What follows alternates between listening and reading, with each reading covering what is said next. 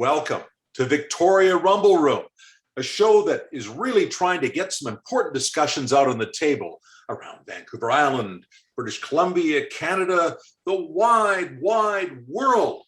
And speaking of the globe, across the globe, in his dark lair in Saanich is the Croatian sensation himself, my partner in crime, John Jurisic. And I would say happy Halloween, John, but maybe it'd be more fitting to say happy Mashkara. Happy Mashkara, John. Oh, Robin, so much to pull out of your intro there, as usual. Outstanding. Thank you. Yes, I'm over here in my secret lair. Am I acting as the Croatian sensation or the Tulip Avenue sensation? Likely, after Halloween, a bit of the Tulip Avenue sensation. We didn't have many kids. We did buy quite a bit of chocolate, and it's all gone. Oh, my grandma, my mother-in-law, and my wife, they must be liking the chocolates these days. Anyway, it certainly wasn't Mashkara, which is Croatian for masquerade. It's a big festival in Croatia where you wear masks. In fact, the Croatian State Archives created a new program called Under the Mask, focusing on the history of masquerading carnival in Croatia. Mashkara is based on the ancient magic beliefs in exorcising evil forces and the winter. Exactly what we need right now as we enter rain-drenched Victoria winter. Here's what it actually looks like.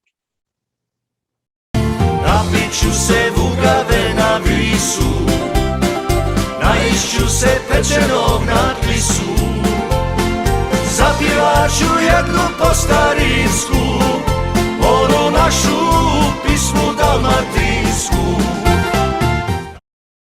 Just a little taste of Mashkara. And I understand that when kids knock on the door, they ask for trick or treat or drinks. I hear that that's the big difference over in Croatia. They ask for drinks. So I can When I was there as a kid, it would be cheese or sausage. Cheese or sausage. Well, I'd take that. By the way, that was Obala, a local Victoria band playing in the background. So there's a lot of Victoria aspects to this. And we're very proud of our Croatian community. I just thought I'd bring it to the forefront. I'm always blowing your tires as the Croatian sensation. And I was looking for a tie-in with Halloween, and we found one. Boy, did we ever. Well done. We really do have a great show. Gary Beyer is going to be with us very shortly from Tesseract Computers. And he's going to talk about the situation downtown. He's going to talk about his business. He's going to talk about all kinds of things, because Gary is never short for words, John. He always has a lot to say. Does he ever? Actually, Gary ran for office. He actually ran for mayor in Victoria. I think the last time around, decided to step back and focus on his business. Can't wait to hear how it's going. You bet. He is one outspoken guy. Well, you know, there's a lot of reasons to be outspoken during this pandemic. There's a lot of things on people's minds, and it's great to talk about those things. And that's one of the values we think we bring to our viewers every week. And one of the other things people are talking about, of course, is what's happening with the economy, where we have inflation. It's spiking up, and there's a lot of worry about what's going to happen in the future. Are interest rates going to come up? What's going to happen to the price of food? We've already seen gas going up 30%. It's a big worry. Canada inflation is currently running at about 4.5%. We now expect it to rise to close to 5% by the end. In view of the continued excess capacity in the economy, my fellow governing council members and I judge that the economy still needs considerable monetary policy support. While we ended QE, we kept our policy interest rate at its lowest level and reaffirmed our commitment to keep it there until slack is absorbed, so that the 2% inflation target is sustainably achieved. Based on our current projection, this happens sometime in the middle quarters of 2020. So during this pandemic in Canada, we've been printing billions of dollars. It's going into bonds. It's invested in the bond market, and we are running virtually a debt buffet of debt. And the rest of the world is kind of doing the same thing. But where's this going to lead? Will we continue to overreach ourselves financially? And what happens in the years ahead in terms of the growing debt load? Well, we have a problem because we have 18-year highs right now in our inflation rate. And what's the best way to tame inflation? Well, it's raising interest rates. We have a zero interest rate at the moment, pretty much. Certainly that's the bank rate. And you're not paying much more of that with a loan for mortgages and other investments. So what happens? Do we continue this trend? Do we continue the borrowing? Well, what I think is going to happen ultimately is we are going to have to slow down on the borrowing. And that is also going to come along with raising interest rates, but only a bit. I know the Bank of Nova Scotia was talking about raising interest rates 8 times over the next 2 years. I don't think that's going to happen, but I do think we are going to have to be very careful, because if we allow the debt to continue, we face a shaky economy. If we allow interest rates to spike up, we face a shaking economy. We have to be so careful right now. What I do think is going to happen is we will see spending slow in terms of government overreaching. We will see interest rates creep up a bit, and hopefully that will be the extent of it as we get through COVID. We'll certainly keep an eye on it. Robin, there's an entire generation of business people that are clearly younger than us that haven't operated under a higher interest rate environment. I used to be a stockbroker in a past life. They don't call them that anymore. Financial advisors. Yeah, rough and tumble stockbroker. A few years ago when I had hair. These are huge issues that must be carefully managed. The last time that we actually had interest rate hikes was pre-09, what they now call the Great Recession. So there's a good 12 years here of low interest rate environments that many folks are not going to be used to operating within a higher risk environment, which is where we are heading to. You're right, lots to digest, Robin. But let's turn now to the home front, okay? Just how tough is it to run a business downtown with all of these, risks going on, not just economic, but safety? And John, before I know we're going to introduce Gary Beyer here in about 3 seconds, but I do want to mention very quickly a thumbs up to a couple of people that I think are doing the right thing. We have Jeff Bray from the Downtown Business Association, who has now stepped up along with Bruce Williams from the Chamber with a letter to the council in Victoria saying, please increase the police budget. Now, Jeff is taking some blows from members of council. We're not going to get into naming names, but there are members of council who don't appreciate this and have told Jeff he gets funding from the city. He should mind his P's and Q's. So good on Jeff Bray for stepping forward. And also, I want to shout out for Fred Haynes, who's the mayor of Saanich. And we've had him on the show. Always a colorful guy. We're going to have him on again pretty soon. But what's happened there is now Fred Haynes has declared that in a year's time, he is going to rerun as mayor. He's going to seek election once again. And the reason he's doing this is because there is someone else who's joined the race. Dean Murdoch, a 3-term councillor, has announced that he's running. So here we are a year out, and we're already into a race for the mayoralty seat in Saanich. And, I guess that's the political process in action. It's interesting to see if there's machines behind this, why it's happening so far in advance, and we'll be watching that with a lot of interest. But John, I guess now let's switch back to what's happening right on the streets of Victoria, and maybe get into talking to somebody who knows his P's and Q's when it comes to the business sector. Well, certainly let's continue on this momentum. Former mayoral candidate, now owner of Tesseract Computers. Let's zoom Gary Beyer in. Gary Beyer joining us. I'm so excited to have you in the Rumble Room, Gary. You and I go way back.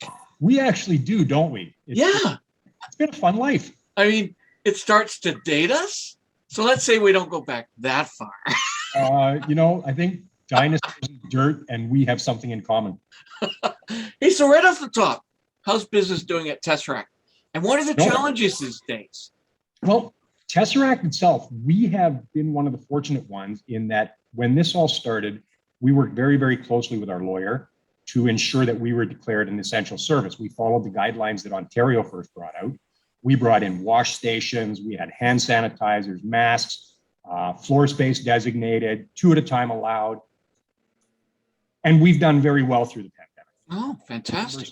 Yeah, our numbers both years are year over are up. We did so well, frankly, that I bought out my business partner. Cool. He's now happy in Mexico and happy here. It's been really good, to the point that instead of spending, frankly, the extra money that we were making, we set up a couple of programs during the height of the pandemic to donate more money to charities. And we also set up a program at the time to buy up gift cards from restaurants. We selected 6 restaurants. We bought gift cards while everybody was shut down. And then we started giving those away to people who bought computers, in the hopes that, let's get these restaurants noticed more. Let's get people to them. Let's get them spending money. Great idea. Great It idea. worked out well. I would think, Gary, I got the odd meal. I would think that you're doing a big business in a sense, because so many people are home and have been home for a couple of years, and their computers have been their lifeline. It's the way we've been talking to each other. It must be huge for that. It's been really good for us. It's been good for the consumer in that supply lines have only started having an issue really about a year ago. So we, very much like all the other stores, we've had access to product. The biggest purchaser has been businesses whose people had to go home. We had a lawyer's office bought 18 computers. We had another company, I think they're now up to 50 or 60 computers for people they've sent home. So it's been good for us. Our costs have obviously gone up because supply line issues over the past year. We've done our best to maintain pricing and not put it up, because the average consumer isn't earning more. Some are earning less.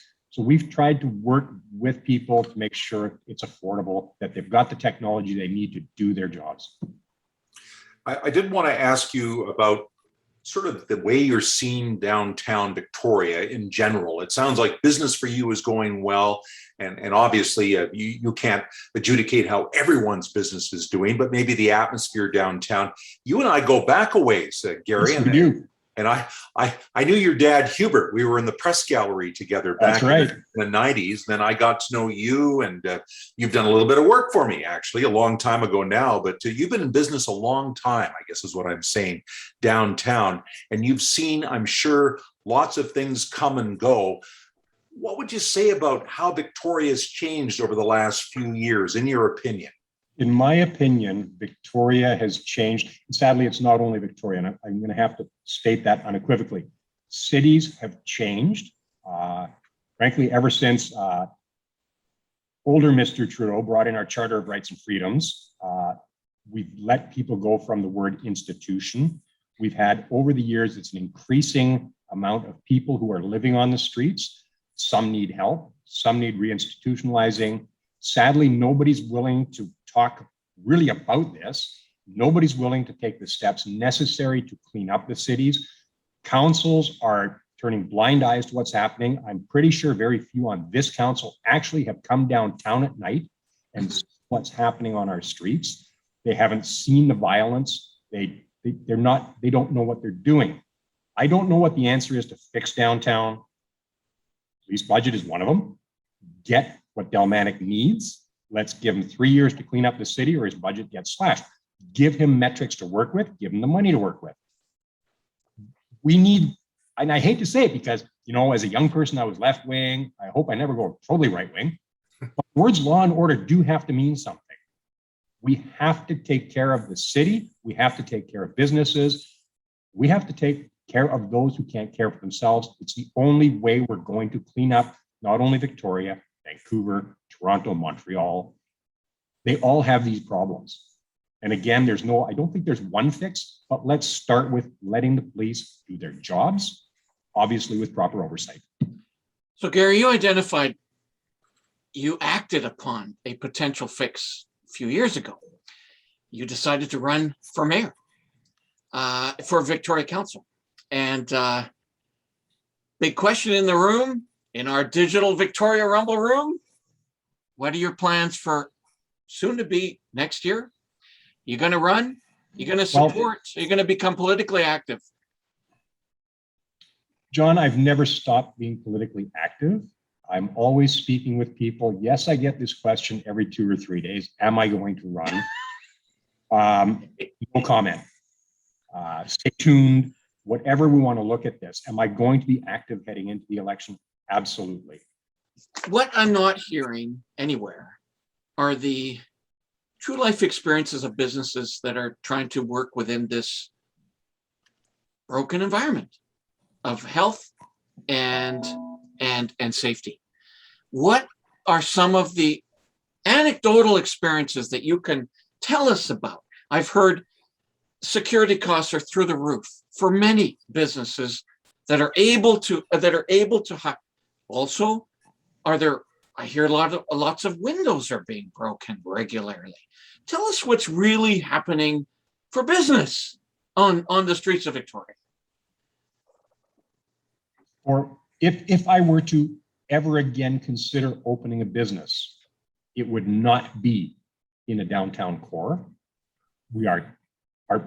The prices of doing business, the square foot costs of leasing, security concerns. Yes, security costs are through the roof because they can't find enough security people anymore. Where one friend of mine who runs a security company, he actually has to go and do the nitty-gritty dirt work at midnight because he's got no people he can hire. And they're paying beautiful wages. It makes me think I should become one. Security is in the same boat as everybody else. Trying to hire people is a bit of a nightmare right now. We've got unemployment rates that are pre-pandemic,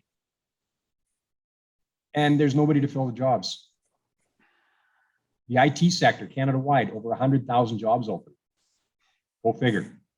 And these are good paying jobs. So doing business in a downtown core is not what I would call an ideal experience. Again, while we pay 53% of City of Victoria's budget comes from business taxes. If we have no vote, we have no say. We need our chamber to step up. We need Jeff and his crew, frankly, to step up even more. We need advocating on behalf of businesses. We don't need someone to talk nice to City Hall and try and mediate between business and City Hall.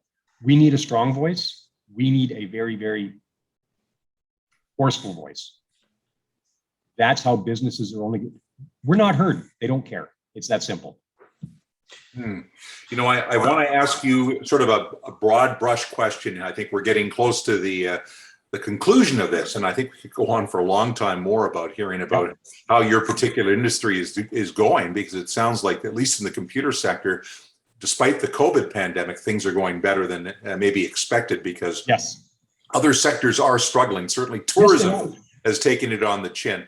I guess I want to ask you a more global question here about Victoria, though. I mean, it seems that we're moving very much into a mall culture. We're redoing Mayfair Mall. Apparently, it's going to become quite the deal. Condos, more stores, Uptown Mall. People go there now. People like to go to those malls because they can have the atmosphere of an outdoor area, and it's almost Disney-esque, and it's very safe, and you don't have to worry about panhandlers and problems downtown. And the worry is that our downtown ultimately becomes a place with clubs, bars, and stores that sell to tourists, and that locals don't shop there. And I think that would be a terrible, terrible thing. And we are seeing people now coming back to work downtown because a lot of government offices have reopened, and maybe there's a chance for Victoria to revitalize downtown. What would it take in your mind, Gary, to really revitalize and put some jam back into downtown Victoria? Well, one of the things you alluded to was that places like Mayfair, Uptown, they feel safer there because frankly, they are. These private properties, they hire their private security. And if somebody decides they're going to be out of line, the private security asks them to move on. And if not, coercion is used. It's that simple. We can't do that downtown. The city won't let us do that downtown. The city won't bring the police downtown. So we are left to our own devices. And on a weekly basis, we even see in our courtyard things going on in the back. In the front, on the streets, on Douglas Street, there's sirens all day, every day. It starts it never ends. What do we need for downtown? We need a better police presence. And I mean, get them out of their cars. get them on the streets. Back to when you and I were younger, they still had beat cops, and once in a while we still do. And it's amazing the difference it makes. We need to work more with our place to get that cleaned up.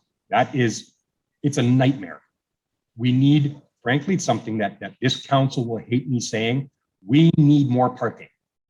Whether we like it or not, there's going to be cars. It's electric cars or combustion engines, we're going to have cars. We need a proper bus corridor or light rapid transit. Turn the Galloping Goose into a bus corridor. We need to be able to get people downtown. We need to be able to get them out of town. We need it to be able to do this safely.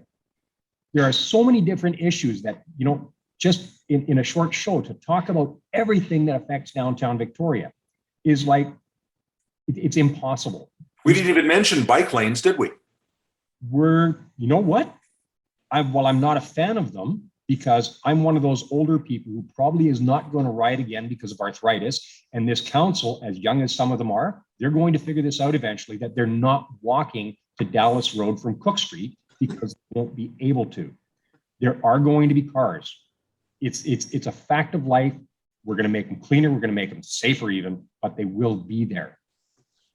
The bike corridors are only part of a transportation strategy that has to be figured out throughout the CRD, not just piecemeal by 13 different jurisdictions. Bike lanes, go to Saanich. They're totally different than Victoria, which is totally different than Esquimalt, which is totally different than Langford, because boy, do they have their own drum that they march to. We need to talk as an entire area, the entire CRD on how to fix a lot of this, because frankly, what Victoria does affects everybody else. Give me more parking. My customers will love it. Great to hear from our old buddy, Gary Beyer, Robin. We do go back a ways. Some of it can be publicly revealed, some cannot. As we paraded around in our younger years, we'll certainly make an effort, as I indicated, to get more business people on future shows. That voice is not being heard. And they're such an important part of our community fabric. People don't get that these are simply families that have chosen to run businesses as a way to make a living. And therefore, we're actually talking about families. And small businesses represent that in our community. And they need to be heard from. Just on that point, John, I just want to mention to you, there's a fellow that's a fan of the show who told me one of the things he likes the best about you is the way you wave your hands around.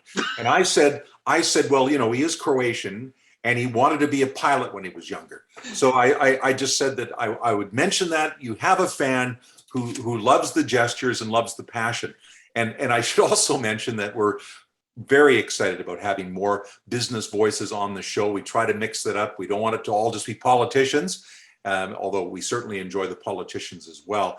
And somebody who kind of falls between the cracks. He's sort of a business person. He's also a representative of an organization as our guest next week. That's Jeff Dixon from the Victoria Airport Authority.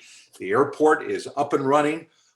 So many questions to ask Jeff about where are people flying? How much regulation is there still in the middle of this COVID pandemic? Where should people not travel? So there's lots of things we were looking to talk to Jeff about and can hardly wait for that conversation. The airports and the airport authority are a huge component of our local economy. And being out on the peninsula, as well as the ferries, these two transportation hubs impact our local economy significantly. And when those two hubs are not at full capacity, all of us feel it. And so there's been such a myriad of different things impacting those transportation, the health of those transportation hubs. Lots of ground to cover. Can't wait to talk to Jeff. Absolutely.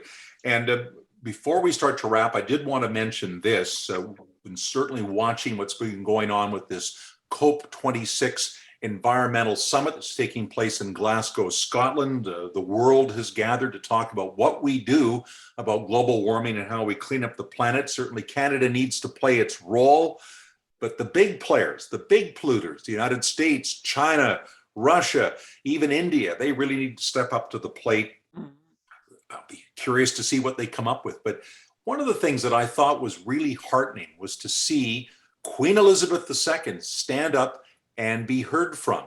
I mean, our queen is 95 years old. She was told by her doctors she couldn't actually physically attend the conference because she's too fragile. She still got on the screen and spoke to the world. And boy, can Queen Elizabeth deliver. None of us underestimates the challenges ahead, but history has shown that when nations come together in common cause, there is always room for hope. For more than 70 years, I have been lucky to meet and to know many of the world's great leaders. And I have perhaps come to understand a little about what made them special. It has sometimes been observed that what leaders do for their people today is government and politics. But what they do for the people of tomorrow, that is statesmanship. Absolutely great to hear from the Queen, especially after hearing that she was not entirely, well. Great to see her on the world stage. Boy, things are going to change when she's not around. Boy, it's going to be a really different world. She's been in our life our entire lives, John. We were singing God Save the Queen when we were in kindergarten, for God's sakes. Right. And she's always been there. She's always been there. It's hard to believe the Queen won't be there. But great to see she's so vital. I've got a mother-in-law who's 95. I know your mother's getting up in age. It's great to see that people can still have a say and be vital. And wouldn't we all love to be that vital when we're 95? Exactly. Knock on wood, Johnny. Knock Exactly. on wood. Lots of that going on. So anyway, I just want to end things off again, John, by encouraging people to stick with the Rumble Room and encourage you maybe to again explain how people can subscribe and like the show and follow the show and where the show is. Go ahead, John. First of all, happy Mashkare. That was a great way to introduce the show. And certainly, and let's encourage folks to join us in the different ways that are somehow appearing on the screen as we speak. Facebook, Twitter, LinkedIn, TikTok, Instagram. These are ways that you can benefit from the fun and games that we're doing on the Victoria Rumble Room. And man, has that ever resonated? Just in the last week, our show from our on crime from lawyer Troy D'Souza has had almost 15,000 views. So people are watching this stuff. We're beginning to influence somebody, Robin. Join our platforms. Happy Mashkara again, Croatian sensation, John Jurisic. And I'm Rocket Robin Adair, and Rumble on! se vugave na visu, naišću se pečenog natpisu, zapjevaću jednu po starinsku,